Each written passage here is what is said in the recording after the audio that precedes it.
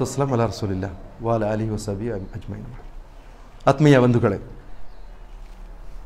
ಅತ್ಯಂತ ದುಃಖಕರ ಸಂಗತಿ ಏನೆಂದರೆ, ಮುಸ್ಲಿಮರಾಗಿದ್ದಾರೆ ಜಗತ್ತಿನಲ್ಲಿ ಅತ್ಯಂತ ಆಕ್ಷೇಪಕ್ಕೊಳಗಾಗುವಂಥ ಒಂದು ಜನಸಮುದಾಯ. ನಮ್ಮ ಬಾಧ್ಯತೆಯಾಗಿರುತ್ತದೆ, ನಮ್ಮ ಕರ್ತವ್ಯವಾಗಿರುತ್ತದೆ ಇಸ್ಲಾಂ ಏನು, ಪ್ರವಾದಿಯವರು ಯಾರು, ಅಲ್ಲಾಹ್ ಯಾರು, ಜನರಿಗೆ ಅರ್ಥ ಕೊಡುವಂತಹ ಜವಾಬ್ದಾರಿ ಪ್ರತಿಯೊಬ್ಬ ಮುಸ್ಲಿಮರ ಮೇಲಿದೆ. ಅದಕ್ಕೆ ನಮ್ಮ ಸೃಷ್ಟಿಕರ್ತ ಪ್ರಭು ಯಾವತ್ತೂ ಕೂಡ ಅವಕಾಶ ಕೊಡ್ತಾ ಇದ್ದಾನೆ, ಎಲ್ಲರಿಗೂ ಈ ವಿಷಯವನ್ನು ತಲುಪಿಸಿಕೊಡಿರಿ ಅಂತ. ಪ್ರವಾದಿಯವರನ್ನು ಆಕ್ಷೇಪಿಸಿ, ಪ್ರವಾದಿಯವರನ್ನು ನಿಂದಿಸಿ ಯಾರಾದರೂ ತಮ್ಮ ಸ್ವಾರ್ಥವನ್ನು ನಡೆಸಲಿಕ್ಕೆ, ಸ್ವಾರ್ಥವನ್ನು ಅವರು ಅದರ ಸ್ವಾರ್ಥವನ್ನು ಬಳಸಲಿಕ್ಕೆ ಸಾಧ್ಯವಿದೆ ಎಂದು ಬಯಸುವುದಾದರೆ ನಮಗೆ ಹೇಳಲಿಕ್ಕಿರುವುದು, ಪ್ರವಾದಿಯವರನ್ನು ಆಕ್ಷೇಪಿಸಿದ ಕಾರಣಕ್ಕಾಗಿ ಇದು ಚರಿತ್ರೆಯು ಪುನರಾವರ್ತನೆಗೊಳ್ಳುವಂತಹ ಒಂದು ವಿಚಾರವಾಗಿದೆ. ಇದು ಇಂದು ನಿನ್ನೆ ಮಾತ್ರ ನಡೆದುವಂಥದ್ದಲ್ಲ. ಪ್ರವಾದಿಯವರು ಯಾವತ್ತು ಪ್ರವಾದಿತ್ವವನ್ನು ವಾದಿಸಿ ಈ ಲೋಕಕ್ಕೆ, ಜಗತ್ತಿಗೆ ಕಾಲಿಟ್ಟಿದ್ದಾರೋ ಅಂದಿನಿಂದ ಆರಂಭವಾದಂತಹ ಈ ಆಕ್ಷೇಪ ಇನ್ನು ಈ ಪ್ರಪಂಚದ ಕೊನೆ ತನಕ ನೆಲೆ ನಿಲ್ಲುತ್ತದೆ ಎಂಬ ನಂಬಿಕೆ ಮುಸ್ಲಿಮರಿಗೆ ಇದೆ. ಆ ಒಂದು ಕಾರಣದಿಂದಲೇ ಇಸ್ಲಾಂ ಪ್ರಚಾರಗೊಳ್ಳುತ್ತಾ ಬಂದಿದೆ.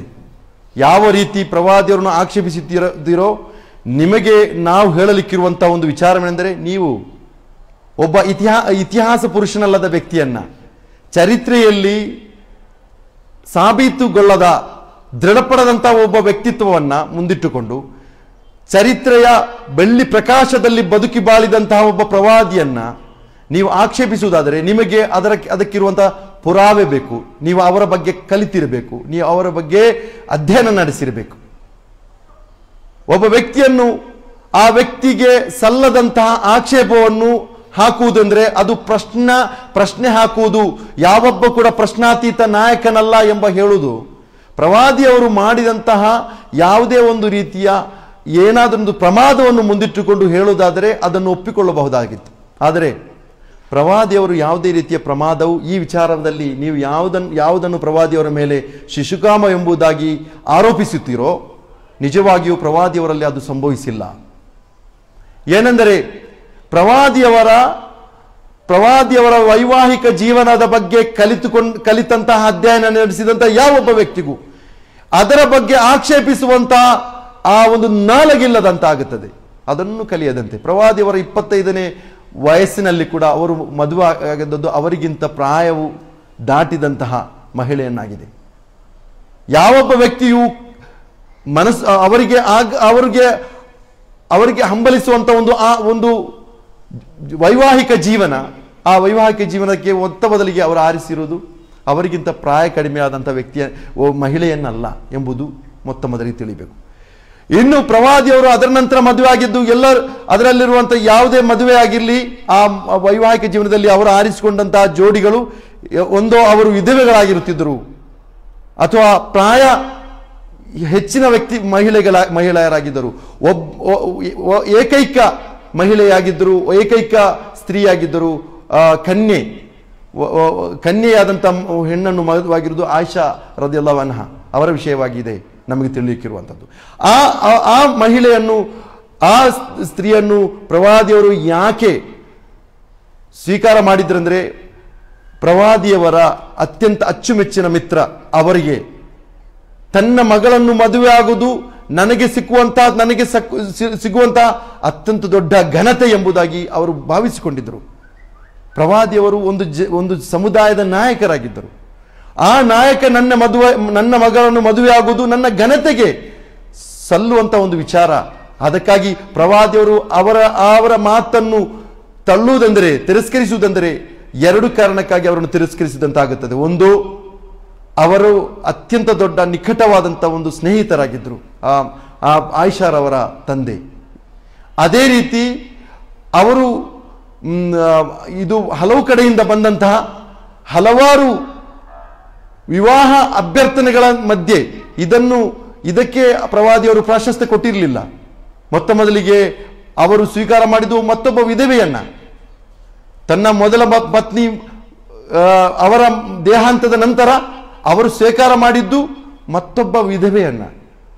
ಆ ವಿಧವೆ ಯಾವತ್ತೂ ಕೂಡ ಪ್ರವಾದಿಯವರಿಗೆ ಲೈಂಗಿಕವಾದಂಥ ಸುಖ ಕೊಡುವಂಥ ಮಹಿಳೆಯಾಗಿರಲಿಲ್ಲ.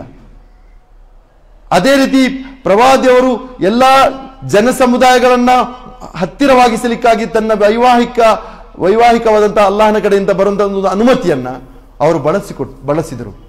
ಮಾತ್ರ ಅಲ್ಲ, ಇತಿಹಾಸ ಕಥಾ ಪುರುಷರಾಗಿ, ಪುರಾಣ ಪುರುಷರಾಗಿ ನೀವು ಯಾರನ್ನು ಮುಂದಿಡ್ತಿದ್ದೀರೋ ಅವರಿಗೆಲ್ಲರಿಗೂ 100ಕ್ಕಿಂತಲೂ 1000ಕ್ಕಿಂತಲೂ ಹೆಚ್ಚಿನ ಅವರಿಗೆ ಪತ್ನಿಯರನ್ನು ಹೊಂದಿರುವಂತಹ ಒಂದು ವಿಷಯವನ್ನ ನೀವು ಯಾಕೆ ಕಡೆಗಣಿಸ್ತೀರಾ?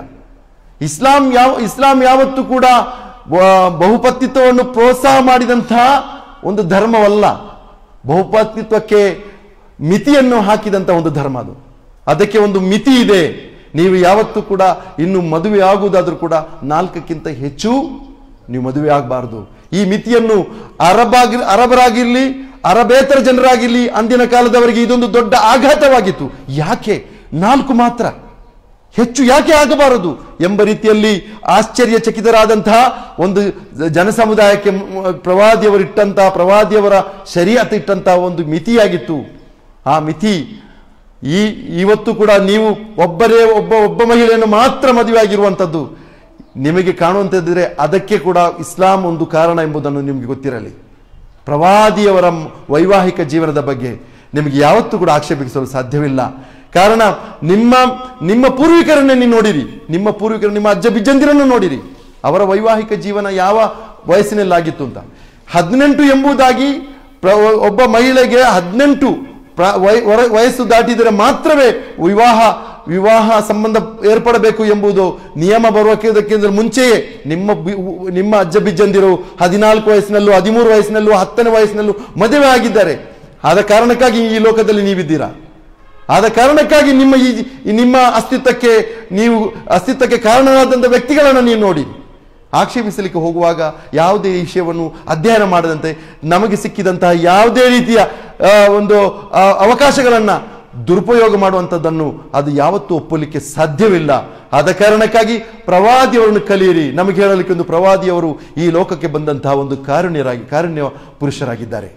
ಪ್ರವಾದಿಯವರನ್ನು ಕಲಿಯಿರಿ, ಪ್ರವಾದಿಯವರ ಬಗ್ಗೆ ನೀವು ಅಧ್ಯಯನ ನಡೆಸಿರಿ, ಅನಂತರ ನೀವು ಮಾತನಾಡಿರಿ. ಅದಕ್ಕೆ ನೀವು ಅವಕಾಶ ಕೊಡಿರಿ. ನಿಮ್ಮ ಚಾನೆಲ್ಗಳಲ್ಲಿ ನಮಗೆ ಅವಕಾಶ ಕೊಡಿ. ಈ ವಿಚಾರವಾಗಿ ಮಾತನಾಡಲಿಕ್ಕೆ ಸಿದ್ಧರಿದ್ದಂತಹ ಎಷ್ಟೋ ವಿದ್ವಾಂಸರನ್ನು ನಿಮಗೆ ಕಾಣಬಹುದು.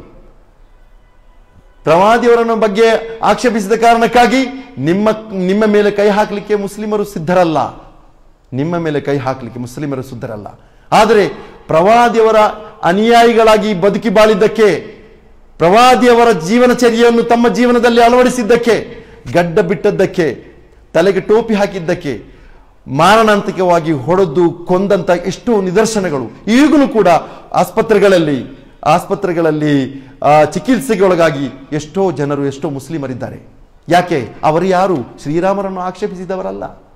ಅವರು ಯಾರು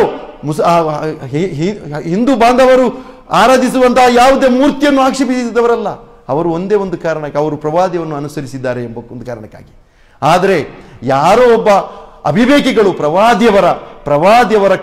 ಪ್ರವಾದಿಯವರ ಬಗ್ಗೆ ವ್ಯಂಗ್ಯ ಚಿತ್ರವನ್ನು ಬರೆದಿದ್ದಾರೆ, ವ್ಯಂಗ್ಯವಾಗಿ ಮಾತನಾಡಿದ್ದಾರೆ ಎಂಬುದಕ್ಕಾಗಿ ಕೈ ಕಡಿದಿದ್ದರೆ ಆ ವ್ಯಕ್ತಿಗೆ ಚಿಕಿತ್ಸೆಗೆ ನೆರವಾಗಿದ್ದು ಮುಸ್ಲಿಮರಾಗಿದ್ದಾರೆ. ಅವರ ಈಗ ಅವರು ಕೋಟ್ಯಾಧಿಪತಿ ಆಗಿದ್ದಾರೆ. ಅವರಿಗೆ ಬೇಕಾದಷ್ಟು ಬಂದಿದೆ, ಬೇಕಾದಷ್ಟು ಅವರಿಗೆ ಸಹಾಯ ಸಹಕಾರ ಎಲ್ಲ ಕಡೆಯಿಂದ ಬಂದಿದೆ.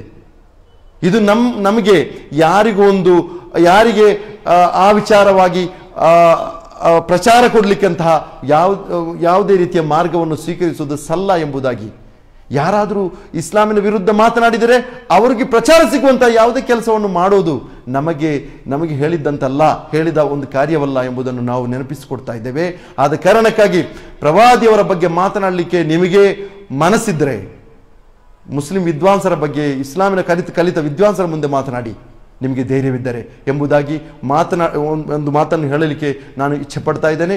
ಸರ್ವಶಕ್ತ ಪ್ರಭು ನಿಮಗೆ ಸತ್ಯವನ್ನು ಅರಿತುಕೊಳ್ಳಲು, ಮನಗಾಣಲು ಕರುಣಿಸಲಿ ಎಂಬ ಪ್ರಾರ್ಥನೆಯೊಂದಿಗೆ ನಮ್ಮ ಈ ಚಿಕ್ಕ ಮಾತನ್ನು ನಾನು ಮುಕ್ತಾಯಗೊಳಿಸ್ತಾ ಇದ್ದೇನೆ. ಅಲ್ಲಾಹ್ ನಮಗೆಲ್ಲರಿಗೂ ಸತ್ಯವನ್ನು ಒಪ್ಪಿಕೊಳ್ಳುವಂತಹ ಮಹಾ ಮನಸ್ಸು ನೀಡಲಿ. ವಾಖಿರು ದಅವಾನಾ ಅಲ್ಹಮ್ದುಲಿಲ್ಲಾಹಿ ರಬ್ಬಿಲ್ ಆಲಮೀನ್. ವಸಲ್ಲಲ್ಲಾಹು ಅಲಾ ನಬಿಯಿನಾ ಮುಹಮ್ಮದ್ ವಅಲಾ ಆಲಿಹಿ ವಸಹ್ಬಿಹಿ ವಸಲ್ಲಂ.